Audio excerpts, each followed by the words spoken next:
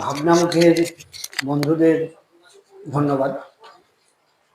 আজকে এখানে যে গণসংগঠনগুলিকে নিয়ে গণ উদ্যোগের বিষয়ে আলোচনা হচ্ছে, এই আলোচনাটা এক অর্থে অত্যন্ত গুরুত্বপূর্ণ। আসলে আমরা ক্রমশ ভাবতে ভুলে যাচ্ছি যে গণ উদ্যোগে বহু কিছু করা সম্ভব, মানুষের জন্য বহু কিছু করা সম্ভব, এবং সব কাজটাই আসলে কিন্তু মানুষই করে। সরকারও যে কাজটা করে সেই কাজটাও কিন্তু মানুষকে নিয়েই করে। অর্থাৎ আজ পর্যন্ত যা যা কিছু ঘটেছে সমস্ত কিছুই গণ উদ্যোগে ঘটেছে। তো ছোট ছোট উদাহরণ এরকম প্রচুর আছে। আমরা যদি একটু পিছন দিকে যাই, ধরুন আমাদের এই শ্রীরামপুরের যত স্কুল আছে দেখবেন সবই কোনো না কোনো সময় কোনো না কোনো ব্যক্তি কয়েকজনকে সঙ্গে নিয়ে গড়ে তুলেছে। একটা সময় পুকুর কাটা হতো গণ উদ্যোগে। অর্থাৎ অধিকাংশ কাজই আমরা গণ উদ্যোগে গড়ে উঠতে দেখেছি। তো এই শ্রমজীবী হাসপাতাল, আমি আজকে যেটা নিয়ে আমার বলার কথা, এটাও একটা গণ উদ্যোগের উদাহরণ, বড় উদাহরণ। গণ উদ্যোগে যে একটা হাসপাতাল করে চালানো, একটা মাথায় রাখুন, একটা ক্লাব আর একটা হাসপাতালের মধ্যে কিছু তফাৎ আছে। একটা ক্লাব চালানো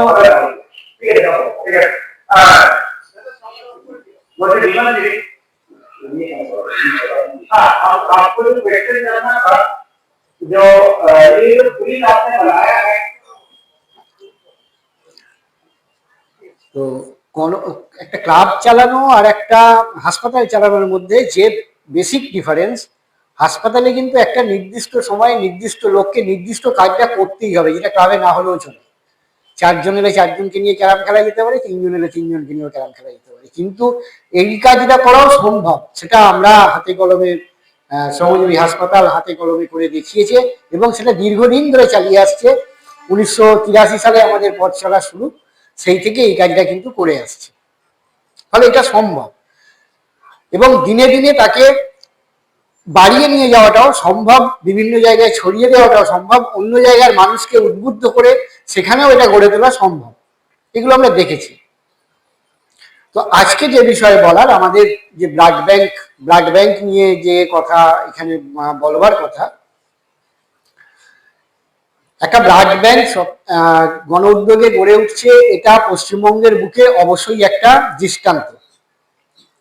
আর অন্য কোথাও এভাবে ব্লাড ব্যাংক গড়ে উঠেছে কিনা আমার জানা নেই। ব্যক্তিগত উদ্যোগে বা কর্পোরেটের উদ্যোগে গড়ে উঠেছে, কিন্তু কোনো একেবারেই আক্ষরিক অর্থে গণ উদ্যোগে মানুষের থেকে অর্থ সংগ্রহ করে, মানুষের থেকে শ্রম সংগ্রহ করে একটা ব্লাড ব্যাংক আমরা গড়ে তুলতে পেরেছি। তো এই গড়ে তোলার ভাবনাটা কিন্তু আমাদের একদিনে আসেনি। একটা সময় আপনারা জানেন 2005 সালে আমরা পশ্চিমবঙ্গে প্রথম 25,000 টাকায় বাইপাস সার্জারি করি। 2005 সালের 27শে মার্চ আমরা বেলুড়ে বাইপাস সার্জারি ইউনিটের উদ্বোধন করি। ওই বাইপাস সার্জারি করার সময় কিন্তু প্রচুর রক্তের প্রয়োজন হতো। আমরা তখন সেন্ট্রাল ব্লাড ব্যাংক বা অন্যান্য ব্লাড ব্যাংক থেকে বাড়ির লোককে দিয়ে রক্ত সংগ্রহ করাতাম, এবং ইমার্জেন্সির সময় অনেক সময় এটা হয়েছে যে রাত্রিবেলা হঠাৎ করে কোনো পেশেন্টের ব্লিডিং হচ্ছে, আমাদেরই দৌড়তে হয়েছে ব্লাড আনতে। আমার মনে আছে একটি প্রসূতির একবার 21 বোতল ব্লাড দিতে হয়েছিল বেলুড়ে। তো 21 বোতল ব্লাড কিন্তু আমাদের জোগাড় করতে হয়েছিল, আমরা হাসপাতালের পক্ষ থেকেই সেটা জোগাড় করতে পেরেছিলাম। শ্রীরামপুরে আমাদের যখন শ্রমজীবী হাসপাতাল হলো, কিন্তু বেলুড়ে মুশকিল ছিল যে ব্লাড ব্যাংক করার জন্য আমাদের 1 ফুটা জায়গা ছিল। ভয়ঙ্কর জায়গার একটা সমস্যা ওখানে। ছোট্ট একটা জায়গায় আমাদের হাসপাতাল চলে, যদিও পিছনে বিশাল বড় জমি পড়ে রয়েছে, 32 বিঘে ফাঁকা জমি, তার থেকে এখনো পর্যন্ত 22 বিঘে একেবারেই জঙ্গল হয়ে পড়ে আছে। আমরা বারবার সরকারের কাছে আবেদন নিবেদন করছি, সেই 97 সাল থেকেই করছি, কিন্তু আজও সেই জমির কোনো সুরাহা হয়নি, আমরা পাইনি। কখনো সরকার বলেওনি আমাদের যে দেবো না, দিচ্ছি দেবো, কিন্তু এত বছর কেটে যাওয়ার পরও দেয়নি। ফলে আমাদের হাসপাতালে দিন দিন চাপ বাড়ছে। শ্রীরামপুরে একটা জমি নিয়ে আমাদের একটা হাসপাতাল করলাম। আর একটু ছড়ানো শ্রমজীবী, শ্রীরামপুরে খানিকটা জায়গা বেশি পাওয়া গেল। এখানে আসার পর 2012 সালে আমার পেশেন্টের নাম এখনো মনে আছে, সোনালী সরকার।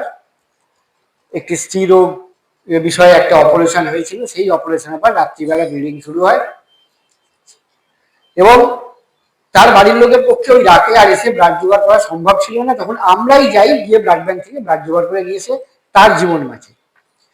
ওইখান থেকেই আমাদের আরো এইটা যে একটা ব্লাড ব্যাংক দরকার, এই বিষয়টা আমরা নার্সিং করতে শুরু করি। 2016 সালে গিয়ে আমরা একটা পরিকল্পনা করি যে আমরা ব্লাড ব্যাংক করব। তারপর খোঁজ খবর করতে গিয়ে দেখা গেল একটা ব্লাড ব্যাংক তৈরি করতে গেলে খরচ প্রায় 1 কোটি টাকা। এই টাকা আসবে কোথা থেকে? যদিও আমরা আগেও 1 কোটি টাকা তুলে আমাদের হৃদয় সিংহে নাম দিয়ে বাইপাস সার্জারি ইউনিট করেছিলাম, 1 কোটি টাকাই খরচ করেছিলাম। সেই টাকাটাও মানুষের থেকেই তুলেছিলাম, 1 টাকা থেকে 1000 টাকা কুপন করে। এবারও আমরা সেই একইভাবে কুপন করলাম। আর একটা কাজ করলাম, 1000 টাকা নিয়ে একটা ডোনার কার্ড তৈরি করলাম, যে ডোনার কার্ডের বিনিময়ে আমরা ব্লাড ব্যাংক তৈরি করার পর 5 বছর পর্যন্ত যদি কারো রক্ত প্রয়োজন হয় আমরা বিনামূল্যে 1 বোতল রক্ত তাকে দেবো, 1 ইউনিট রক্ত তাকে দেবো। টাকা আমাদের এভাবে টাকা তোলা শুরু হলো। বিভিন্ন জায়গায় আমাদের বন্ধু বান্ধবরা সারা বাংলা জুড়ে ছড়িয়ে আছেন, তারা কাজ শুরু করলেন। এই কাজের মাঝপথে এই বিষয়টা জানতে পেরে কোল ইন্ডিয়া এগিয়ে এলো। কোল ইন্ডিয়া আমাদের বললো তোমরা শুরু করো, আমরা সাপোর্ট দেবো, যন্ত্রপাতির সাপোর্টটা আমরা দেব। তো আমাদের কাজটা অনেকটা সহজ হয়ে গেল। আমরা কম্পোনেন্ট সেপারেটর সহ ব্লাড ব্যাংক শুরু করলাম 2018 সালের 2রা অক্টোবর। 2রা অক্টোবর শ্রীরামপুরে শুরু হলো ব্লাড ব্যাংকের পথ চলা। কিন্তু আমরা রক্ত পাবো কোথায়? আমাদের যে বন্ধুত্বের বৃত্ত, সেখানে আমরা আবেদন করলাম তোমরা ক্যাম্প করো। প্রথম দিকে বিস্তর বাধা এসেছিল, নানা কর্নার থেকে নানাভাবে বলা হয়েছিল বেসরকারি ব্লাড ব্যাংকে রক্ত দেওয়া যাবে না, সরকারি ব্লাড ব্যাংকে দেওয়া উচিত। সত্যিই তাই, আগের যে বেসরকারি ব্লাড ব্যাংকগুলো যে নেচারে চলেছে, অর্থাৎ ক্রাইসিসের সময়ে অসম্ভব রক্তের দাম বাড়িয়ে দেওয়া বা রক্ত অন্যভাবে রক্তকে ব্যবহার করায় নানান যা অভিযোগ আসতো, তাতে করে মানুষের মনে এটা দৃঢ় মূল ধারণা ছিল যে সরকারি ব্লাড ব্যাংক ছাড়া কোথাও ব্লাড দেওয়া উচিত না। তো আমরা কিন্তু হাল ছাড়ি, আমরা মানুষকে বোঝাতে শুরু করলাম যে এইটাই আমাদের গণ উদ্যোগের যে ব্লাড ব্যাংক তৈরি হচ্ছে, আমাদের যে গণ উদ্যোগের ব্লাড ব্যাংক চলবে সেটা একেবারেই অলাভজনক ভাবে চলবে এবং সরকারের যা যা নিয়ম নীতি আছে সেটা মেনেই চলবে, তার বাইরে যাবে। যার জন্য আমরা সেই সময়, আপনারা জানেন, অন্য বেসরকারি ব্লাড ব্যাংকগুলো রিফ্রেশমেন্টের জন্য একটা টাকা দেয়, সেই টাকার অঙ্কটা তারাই ঠিক করে যা ইচ্ছে দেয়, কেউ 200, কেউ 300, কেউ 500, কিন্তু তখন সরকার দিত 25 টাকা। তো আমরা ওই 25 টাকাই দেওয়া শুরু করলাম। কারণ রক্তদান করার সময় আপনারা জানেন অনেক জায়গাতেই রক্ত দাতাকে রক্ত দেওয়ার সময় উপহার দেওয়া হয়। এই উপহারের টাকা এদিক ওদিক থেকে তারা জোগাড় করেন যারা শিবির আয়োজন করছেন।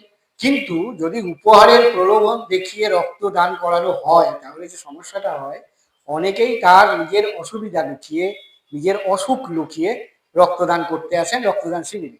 সেই রক্তটা আলটিমেটলি কোনো কাজে লাগে না, এমনকি যিনি দান করছেন তারও ক্ষতি হওয়ার সম্ভাবনা। তো আমরা প্রথম দিন থেকেই রক্তদানের একদম, আমাদের কাছে যখন কেউ রক্তদান শিবির করতে আসে, আমরা লিখিতভাবে জানিয়ে দিই রক্তদান শিবিরে কোনো উপহার দেওয়া বেআইনি, এটা দেওয়া যাবে। তো আমাদের এইটা আস্তে আস্তে আমরাও মানুষের আস্থা অর্জন করলাম। একটা গর্বের কথা যে গত কয়েক বছর ধরে 2018-র পর থেকে আমরা একটা হুগলি জেলার অন্যতম ব্লাড সেন্টার হিসেবে, হ্যাঁ ভালো কথা, ব্লাড ব্যাংকের কিন্তু এখন আর কোনো বেসরকারি ব্লাড ব্যাংকে ব্লাড ব্যাংক বলা হয় না, বলতে হয় ব্লাড সেন্টার। তো আমরা একটা অন্যতম ব্লাড সেন্টার হয়ে উঠতে পেরেছি।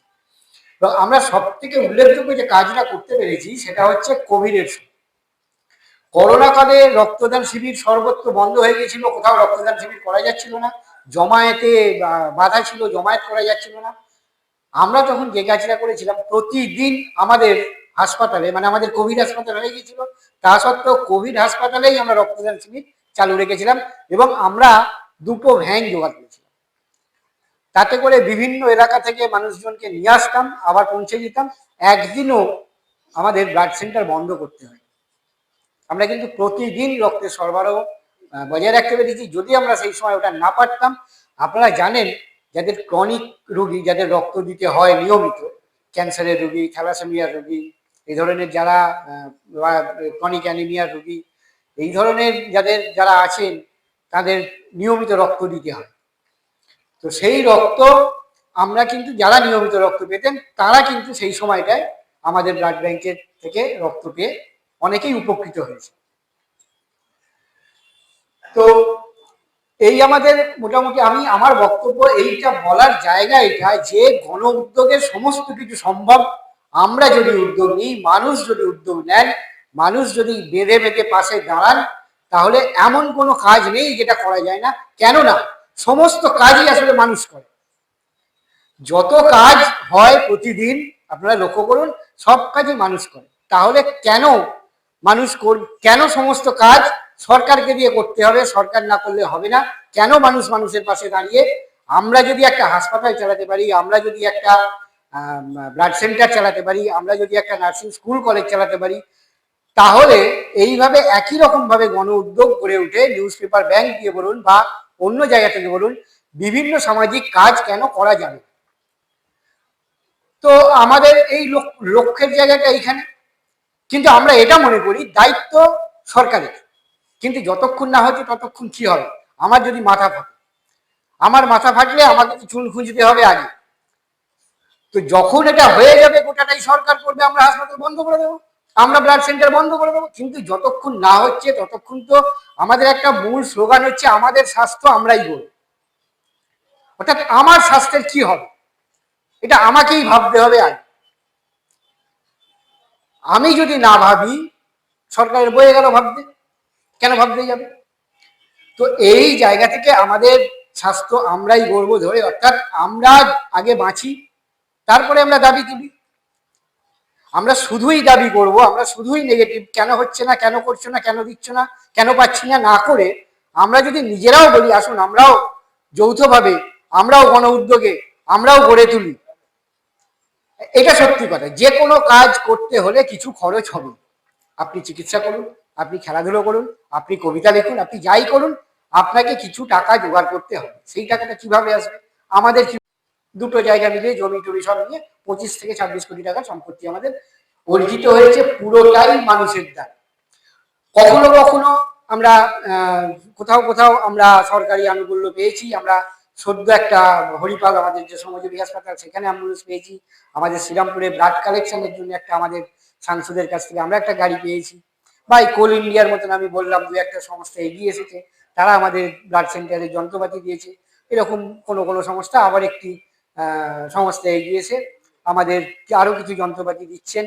ব্লাড সেন্টারেই একটা ফ্রিজ দিয়েছেন আমাদের বিধায়কের কাছ থেকে, আমরা একটা ফ্রিজ পেয়েছি। ফলে এইগুলো কিন্তু মূল চালিকা শক্তি, মূল খরচ কিন্তু উঠেছে জনগণের কাছ থেকে, মানুষের কাছ থেকে। আমরা আগে তৈরি করতে পেরেছি, আমরা পথ দেখাতে পেরেছি, তারপরে আমরা সরকারি কিছু আনুকূল্য পেয়েছি। তো আমার বক্তব্য, আপনারা আসুন সবাই মিলে একত্রিত হই, যে যে জায়গায় প্রয়োজন, যে জায়গায় কোথাও মনে হচ্ছে আমাদের একটা স্কুল করা দরকার, আমরা করে দিই। কোথাও মনে হচ্ছে একটা লাইব্রেরি হলে ভালো হয়, আমরা লাইব্রেরি করে দিই। অর্থাৎ মানুষ চাইলে, আমি আবার বলছি, মানুষ চাইলে যদি সত্যি সত্যি তার প্রয়োজন হয় এবং যার প্রয়োজন সে যদি এগিয়ে আসে, সমস্তটাই সম্ভব। এইটুকু বলে আমি আমার ছোট্ট বক্তব্য শেষ করি। সকলের ধন্যবাদ।